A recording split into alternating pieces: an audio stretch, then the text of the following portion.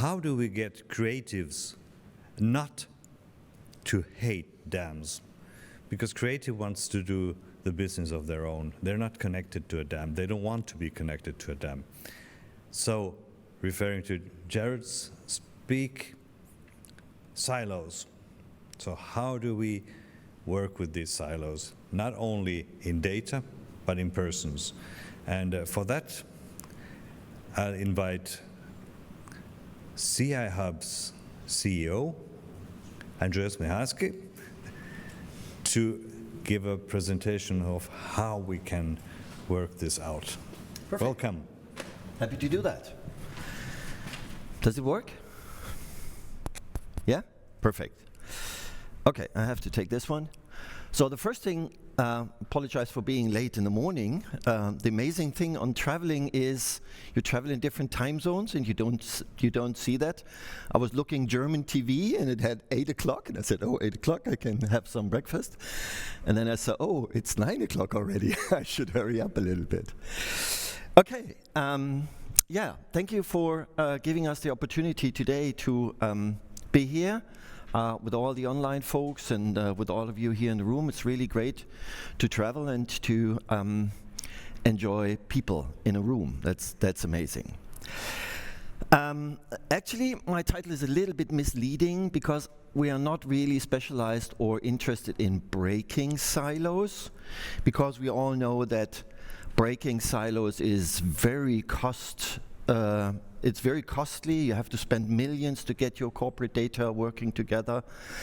And so actually what we do, we call it user-based silo crossing, and you had that in your amazing presentation in the beginning. It's actually all about don't care where the data is, just have it when you need it. That's actually what we do. At the end, it's all about data. Yeah, data is driving us crazy, and data is the most relevant thing.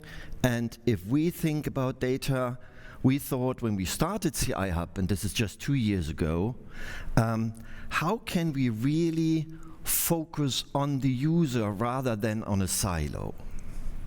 So the idea behind that was if we can help users work smarter, then we should not focus on the source where the data is in, but we should focus on the application the user is using to get access to all of these data.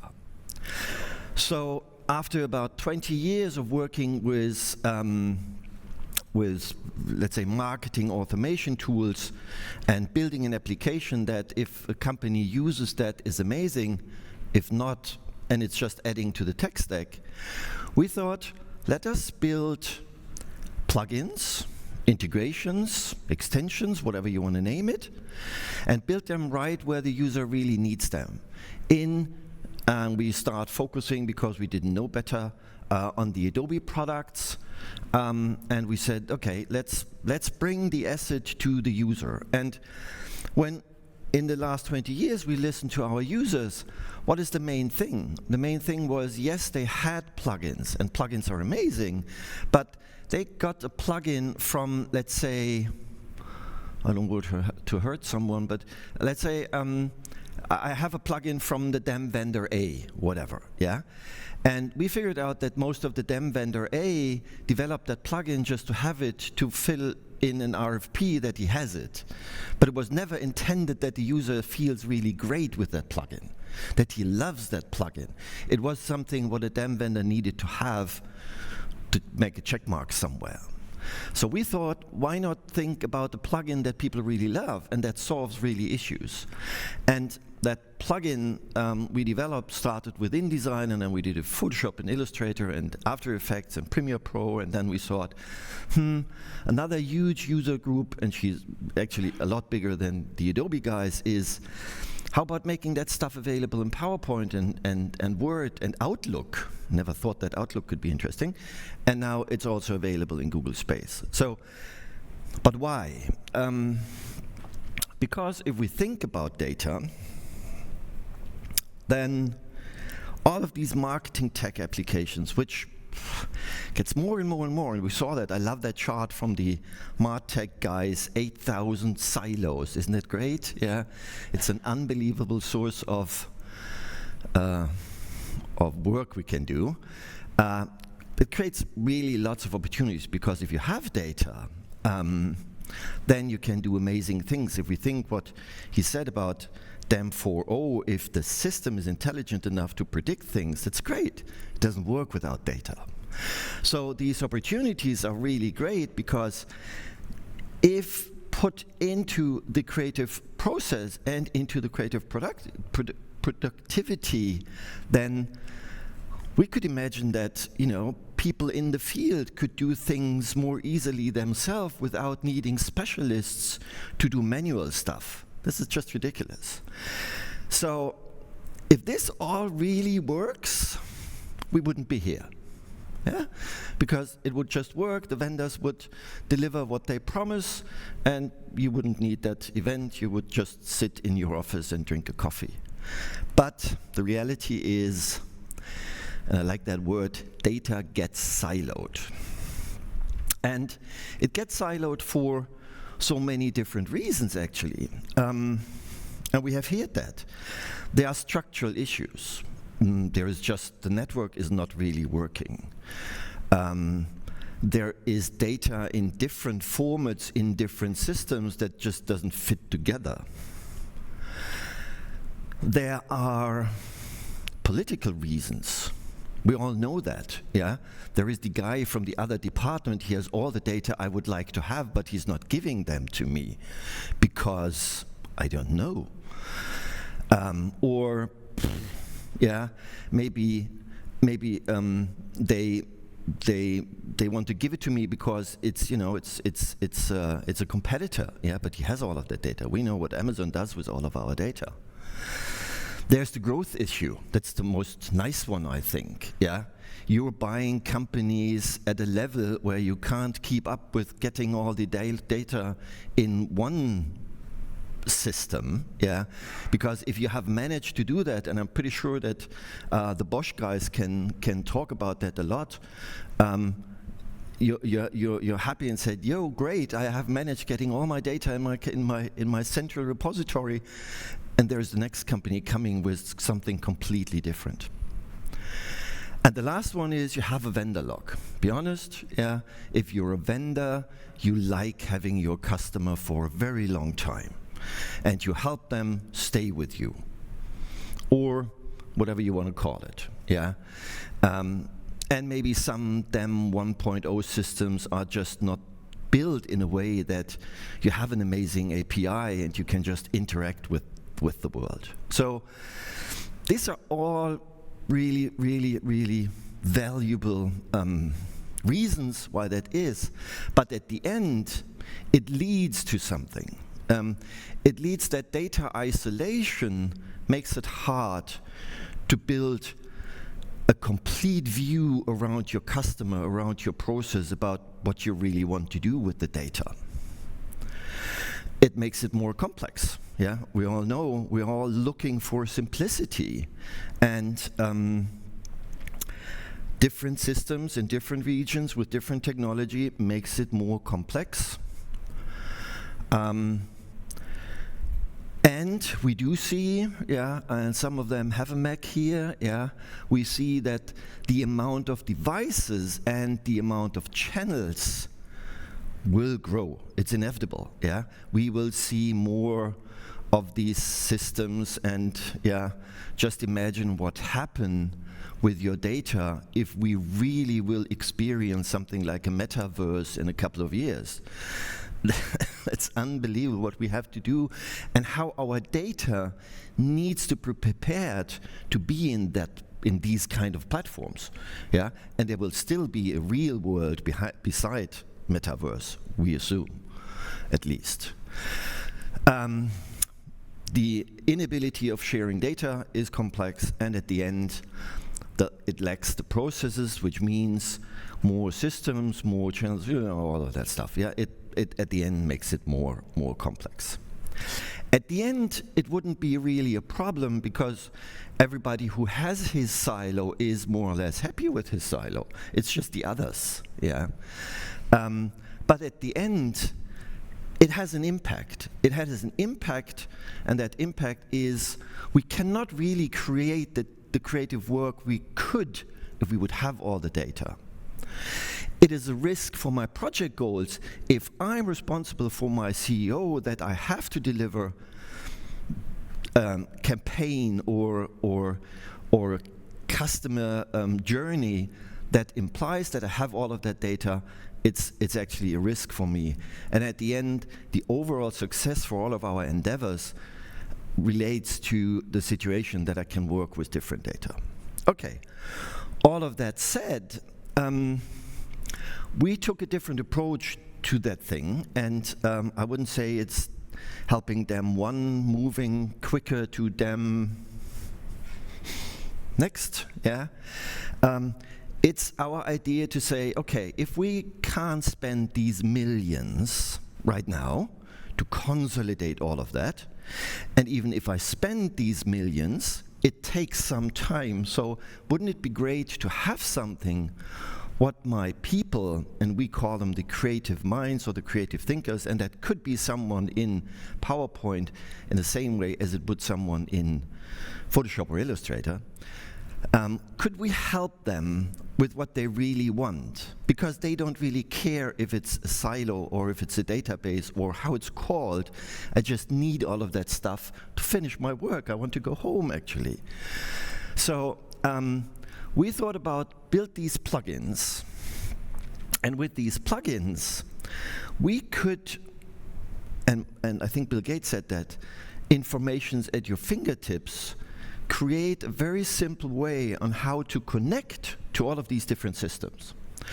And I have a short video because it's better than to explain all of that stuff, is what you see there. I'm in my InDesign. It's regardless of where you are, it's always looking the same. I connect to the 3 different things I need to finish my work. I'm connecting to a Dropbox, I'm connecting to a Getty Images system, and I'm connecting to a PIM system, I think. And this is not cut it down in the time. This is how long it would take to connect to these 3 different systems. And if I have connected to these different systems, I can now just scroll through these systems. It's completely transparent to me. I never have to remember the passwords. I just establish that connection. I can even save that connection and load it in my PowerPoint with the same configuration.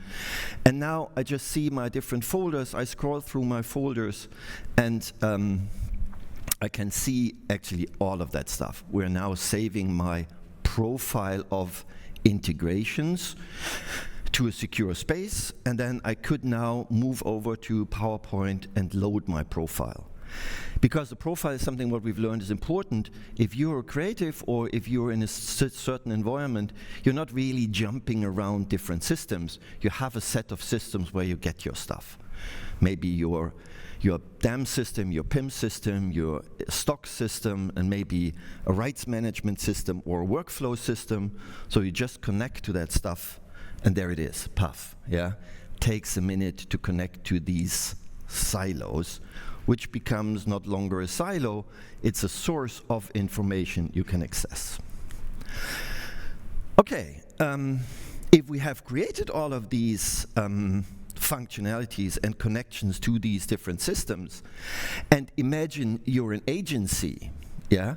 If you're, you know, if you're part of a corporate team, let's say if you're in Bosch, yeah, you maybe have these 3 sources. Imagine if you're an agency, you work for 10 different customers. What does it mean? It means I get my data from 30 different sources. Wonderfully to manage. I have a whole list of passwords and URLs and all of that stuff. So that's all covered, yeah? Even if you're an agency, you build your spaces and you say, okay, now I'm working for BMW, and you get the connections to the right assets you just need on a fingertip. If I have all of these connections, what can I do? And the next step we think is, if you have all of these connections, you should be more productive. Because And this is what actually Gert does. He's now accessing his Dropbox. He sees his InDesign files.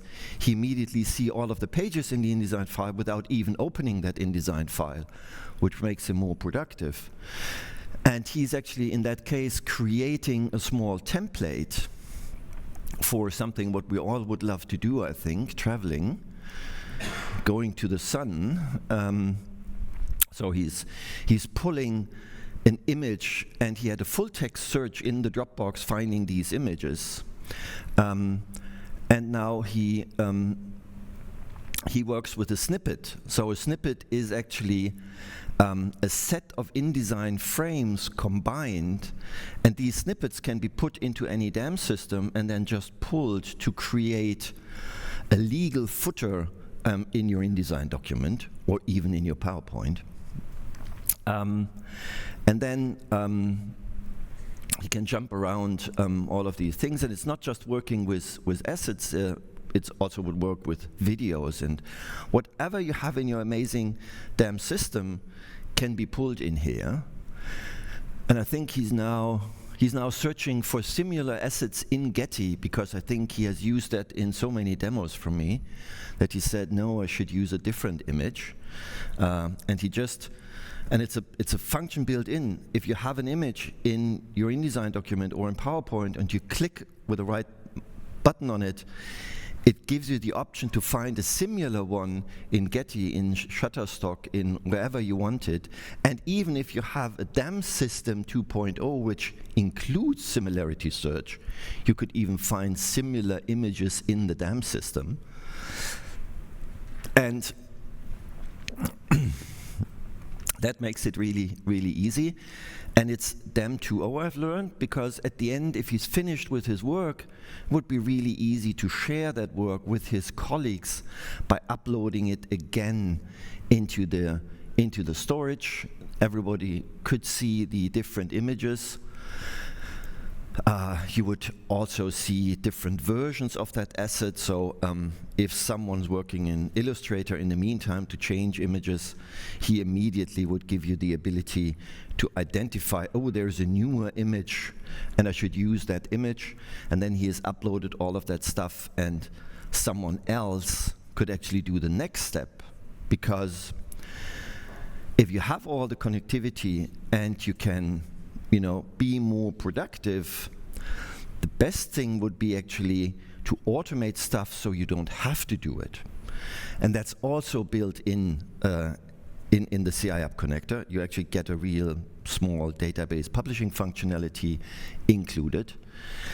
And that would be automation. So how about, wouldn't it be great if I could use this travel brochure and create now a website or an individualized copy of that for a certain destination with something like a database publishing function. And that's great. You just go to that CI panel, you select different images, it automatically creates you a serial production file. There is actually a function in InDesign which is called data merge. And with data merge, you can just now assign the database entries to that template. And if you have done that, it now creates a flyer, a brochure, a web page for each of that database records. And if you click on a button, it creates you a brochure or whatever in just a fly. And this really gives you the ability to not just use your data silo where you have that stuff with that plugin to make your work easier, but it also can automate that stuff and deliver personalized informations to your audience. And you can absolutely upload that stuff again into your system and then share it with colleagues or push it to a website or wherever. Yeah, and you see he's creating PDFs out of it, I think, and it's really, really, really simple. this is just here to give you an overview what you can do on a desktop or in your application already, and you do not need to worry where your data is. Yeah, and you see there is data coming from a corporate repository like logos, but there can be also product data from a PIM system where you have your prices and your details automatically there. And you never have left the application you're familiar with. And it doesn't matter if you're in InDesign or Photoshop or in one of these programs. You see, now we have these amazing different personalized things. It's just there. Yeah, you never have bothered someone with, oh, you have to go somewhere and you have to ask. It's just there. And that's actually the idea behind all of that, what we're doing. In that case, just to wrap that up, everything what I've shown you is the beginning. Yeah, imagine our product is out there for about a year, a little bit more than that, and there are gazillions of things we have in mind to do to help users work with their data if they come from an amazing asset management system. And it's not just that, and you see, these are a couple of systems we're already working with. So everything what I've showed you, you get with all of these systems already. And we believe it's not just the access to the assets in the system, but it's also access to services. If you look on that chart, there is somewhere, there is Adobe Workfront as a first integration to show that. And our friends from Ceridian, we have integrated their workflow functionalities in the plugin, which means if someone is assigning you a task, hey Andy, please retouch that image or create me a brochure, I'm not going into that system to take a look and then take that asset and go back to my application. It's in my application. I start my Photoshop and I get the jobs I need to get done in a list. I get the asset, I open that asset, I work on that asset, I'm finished, I put it back into my Ceridian system, work is done, I go home, period. Yeah, very simple. We've just partnered with the Gelato guys, means you're in your PowerPoint and you need to have a PowerPoint printed in China 50 times. You push a button, you get a quote in PowerPoint based on that asset you're working on, and if you order them, it will be printed in China 50 times and delivered to your Sheraton. Or what is also nice, in the third line at the end, you see the FEDL guys. FEDL is our first implementation of digital rights management. So if you're creating a brochure and your boss says, you know, that brochure needs to be published on social media in China next week, you push a button and you get the detailed info if all of the assets you're using are legally able to be published in that region, because that system has all of your contract information regarding that asset.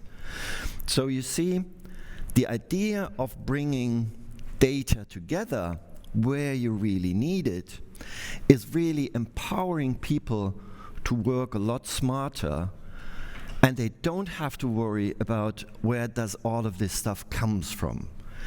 And this is our first idea on how we think it would be cool for a user to bust the silos by just crossing them. Yeah, it's a lot easier, and actually it's a lot cheaper. That's all. I hope that was fast enough to give you early access to your coffee and your goodies. And if there is a question, I'm happy to answer that. Yeah. Yes. No question. Hi. Hi.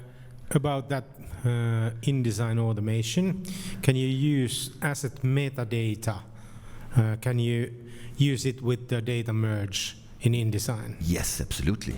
It wouldn't be useless without it, right? Mm-hmm. Yes.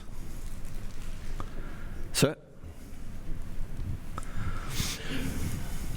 Thank you for the very good presentation. It was very interesting. And then, because I'm also doing creatives, so I was wondering, like, when you have the plugin, we say, to Shutterstock. So how about, do you have the access to all Shutterstock images or only to those that you already bought with your credits?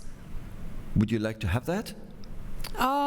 Yeah, but I mean, then it's like an internal question, like what kind of Shutterstock account you have or any other image bank. So, I mean, the workflow looks like really nice, but then again, do you really have access to all the photos? Like if you're doing editorial or non-editorial content, so you might use the wrong kind of image or... The DRM question will come through. Okay, the good answer for that is you have access to everything what you want based on the account you're using against Shutterstock. And if you have already purchased assets, the plugin will give you an information, a small green dot, on all the images in your search that you already have purchased. Oh, that sounds great. Thank you. I hope so.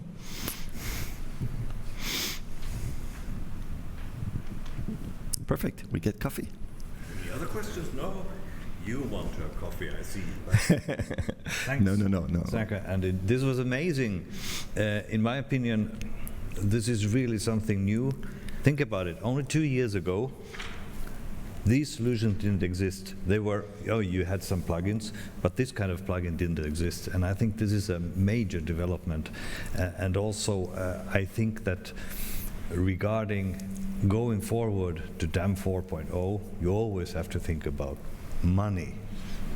And how can you work faster in between the fact when you have then decided that you have the budget to work on.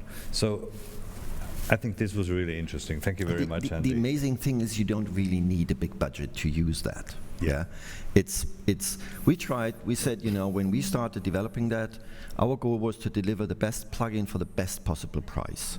We believe that an individual should start with €1 to get that plugin and use it. And if you're corporate, it's really inexpensive compared to the millions you have to spend otherwise. Yeah. So, yeah. Perfect. Thank you very much. It was a pleasure.